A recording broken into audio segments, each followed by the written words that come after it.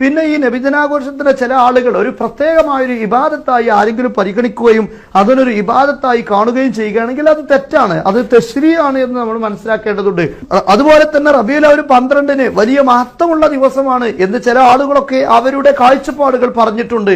പക്ഷെ അങ്ങനെ പറയണമെന്ന നിർബന്ധമൊന്നുമില്ല. അതുപോലെ തന്നെ റബീഉൽ അവ്വൽ 12 11 ഇല്ലാത്ത ഒരു പ്രതിഫലം ഏതെങ്കിലും ഒരു കർമ്മത്തിനുണ്ട് എന്നോ അല്ലെങ്കിൽ 11 ചെയ്യാൻ സുന്നത്തില്ലാത്തൊരു കാര്യം പ്രത്യേകമായ സുന്നത്താണ് 12 എന്നോ ഇതൊന്നും നമ്മൾ ആരും പറയുന്നില്ല. അങ്ങനെ പറയുകയാണെങ്കിൽ അതൊക്കെ പ്രത്യേകമായ തശ്രീഅകളാണ്, അത് പുതിയതുണ്ടാക്കലാണ്, അത് ബിദ്അത്ത് മുൻകറത്തിന്റെ ഇനത്തിൽപ്പെടും.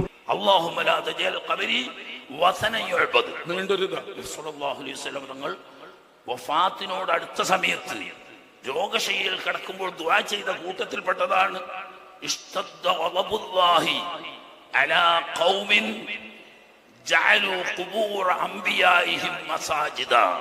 ഇങ്ങനെ ഹദീസിന്റെ തുടക്കം. ഒരു ഖൗമ് എന്ന് പറഞ്ഞാൽ അഹ്ലു കിതാബുകളാവുന്ന യഹൂദി നസാറാക്കൾ, അവരുടെ മേൽ അള്ളാഹുവിന്റെ കഠിനമായ കോപമുണ്ട്. എന്തുകൊണ്ട്? ഇത്തഖദു ഖുബൂർ അംബിയാഇഹിം മസാജിദ.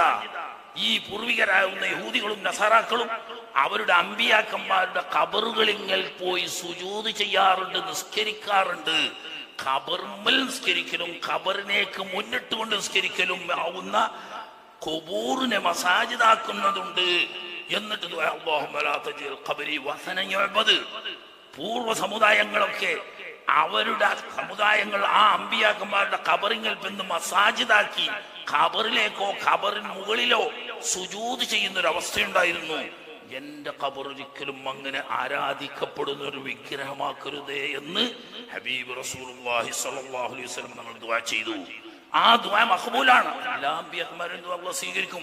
പ്രത്യേകിച്ച് ഹബീബ് റസൂലുള്ളാഹി സ്വല്ലല്ലാഹു അലൈഹി വസല്ലം ഇഹലോകവാസം വെടിയാൻ കിടക്കുന്ന അവസാന നിമിഷത്തിൽ ഖൽബിൽ തട്ടിക്കൊണ്ട് ചെയ്ത ദുആണ്, പടച്ചവനെ മുൻഗാമികളായ അമ്പിയാക്കന്മാരെ ഖബറിൽ ചെന്ന് ആരാധന ചെയ്ത് സുജൂദ് ചെയ്തതുപോലെ എന്റെ ഖബറിനെ ആരാധനാലയമാക്കരുത് അല്ലാഹുവേ എന്ന് ബഹുമാനപ്പെട്ട നബി സല്ലല്ലാഹു അലൈഹി വസല്ലം നമ്മൾ ദുആ ചെയ്ത ആ ദുആ മഖ്ബൂലാണ്.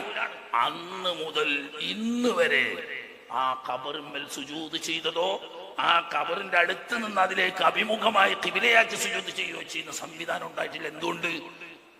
ആയിഷ ബീവിന്റെ റൂമിന്റെ ഉള്ളിലാണ് സല്ലല്ലാഹു അലൈഹി വസല്ലം നമ്മുടെ ഖബർ. ഒരു തുറന്നു കൊടുത്തെങ്കിലല്ലേ എന്റെ ഉള്ളിൽ കിടക്കാൻ കഴിയുള്ളൂ. ഒരാൾക്കും ആ ഖബറിന്മേൽ സുജൂദ് ചെയ്യാൻ കഴിയൂല. എന്നോട് പറയൂ, മദീനത്തിന്റെ താക്കോല് സെൽഫിന്റെ കയ്യിലല്ലേ ഉള്ളത്? അത് ശരിയാണ്? അഷ്റഫുൽ ഖൽഖ് റസൂൽ സല്ലല്ലാഹു അലൈഹി വസല്ലം വിചാരിച്ചിട്ടാണ് അവർ കയ്യിൽ കൊടുത്തത്. കാരണം ആ താക്കോലിനകത്ത് സെൽഫി അല്ലാണ്ട് ഒരു സുന്നീന്റെ കയ്യിൽ ഉണ്ടെങ്കിൽ അവിടെ ഒരു പൊടി മണ്ണും ഉണ്ടാവൂലേ, നക്കിയിട്ടും ബാധിയിട്ടും ആരും വിടൂലായിരുന്നു. അത് ഉള്ളതുകൊണ്ട് അവിടെ സിയാറത്ത് ശരിക്കും നടന്നു പോകുന്നുണ്ട്. മലയാളത്തിൽ ഖുതുബ നടത്തുന്ന പള്ളികളിൽ ജുമാ നമസ്കരിക്കാമോ?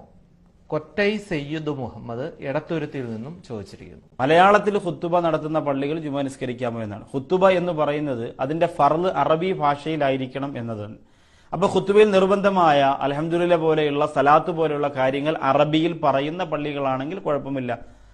അത് അറബിയിലായിരിക്കേണ്ടുന്ന ഖുതുബയുടെ നിർബന്ധ ഭാഗങ്ങൾ അറബിയിൽ തന്നെ അവതരിപ്പിക്കണം. എങ്കിലേ ആ ഖുതുബയാവൂ.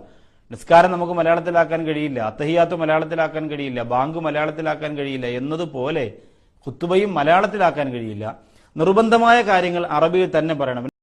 റസൂലുള്ളാഹിന്റെ ഖബറിൽ ദൂരെ നിന്നിട്ട് അതോടെ പെരുമാറണം. ഖബർ ചുംബിക്കരുത്, ഖബർ തടകരുത് എന്ന് ഇമാം നബവി റഹിമഹുല്ലാഹ് പറഞ്ഞപ്പോ ഈ തടകലും ചുംബിക്കലുമാണ് ബറക്കത്ത് എന്ന് ആരും ചിന്തിച്ചു പോകരുതെന്ന് പറഞ്ഞുകൊണ്ട് ബഹുമാനപ്പെട്ട ഇമാം നബവി റഹിമഹുല്ലാഹ് ഈ വിവരിച്ചു.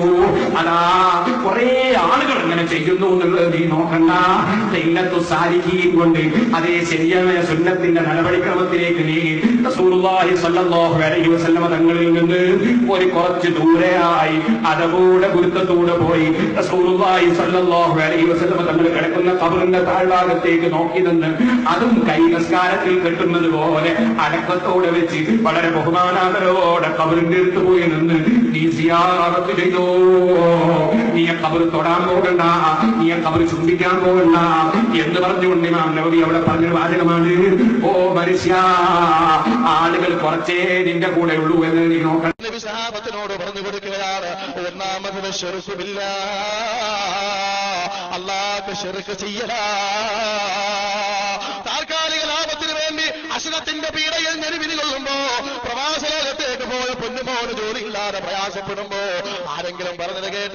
നേർച്ചകൾ, അള്ളാഹ്ക്ക് പോലും പൊറുക്കാത്ത നേർച്ചകൾ ചെയ്യുന്നവരെ, മഹാന്മാരായ ഔലിയാഇന്റെ സ്വഹാബിന്റെ ഖബറുകളിൽ പോയി ആ ഖബറുകളിൽ കെട്ടിവീണ് സുജൂദ് ചെയ്യുന്നവരെ, ആ ഖബറിന്റെ അടുത്ത് വിളക്ക് കത്തിച്ചു വെക്കുന്നവരെ, ആ ഖബർ തൊട്ടുമുത്തുന്നവരെ, നമുക്കതിന് അല്ലാഹു അനുവദിച്ചിട്ടില്ല മോനെ.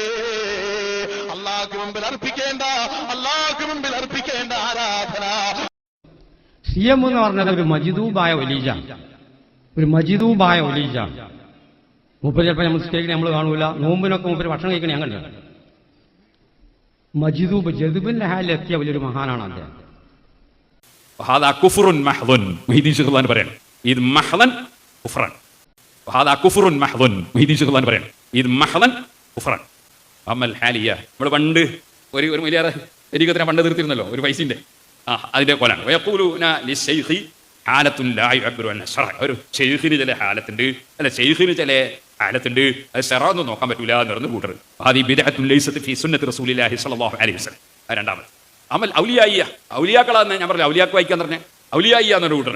അവരെന്താണ് അവരുടെ സ്വഭാവം? ഫൈനഹും യഖൂലൂന, അവർ വാദിക്കുന്നു ഇദാ വസലൽ അബ്ദു ഇലാ മർത്തബത്തിൽ ഔലിയായി, ഒരാൾ ഔലിയാക്കളെ മർത്തബയിലേക്ക് അങ്ങ് കയറിയാല് സഖത്തത് അൻഹു തകാലിഫു ശർഈ, പിന്നെ അയാൾക്ക് ശർഈന്റെ നിയമമൊന്നുമില്ല, പിന്നെ നിസ്കരിക്കണമെന്നില്ല, പിന്നെ നോമ്പെടുക്കണമെന്നില്ല, പിന്നെ പെണ്ണുങ്ങൾ പിടിക്കുന്നതിന് കുഴപ്പമില്ല, അങ്ങനെ ശർഈന്റെ നിയമമൊന്നുമില്ല എന്ന് വാദിക്കുന്നവര്. യഖൂലൂന, അവർ ഇതും കൂടി പറയുന്നുണ്ട്, അൽ വലിയു അഫ്ളലു മിനൻ നബിയ്യീൻ, നബി സല്ലല്ലാഹു അലൈഹി വസല്ലം നിസ്കരിച്ചില്ലേ എന്ന് ചോദിക്കുമ്പോൾ ആ നബിയെക്കാളും ബഹുമാനമുണ്ട് വലിയന്. പിന്നെ ഇൽമൻ നബി വാസത്തത്തി ജിബ്രീൽ അലൈഹിസ്സലാം, നബിയുടെ ഇൽമ ജിബ്രീൽ മുഖേനയുള്ളതല്ലേ, ഇൽമുൽ വലിയ്യി ബിഗൈരി വാസത്തത്തി ജിബ്രീൽ, ജിബ്രീൽ മുഖേനയുള്ള ഡയറക്റ്റ് ഉള്ളതാണ് നമ്മളെ വലിയിൻ്റെത് എന്നാണ് അവരുടെ വാദം.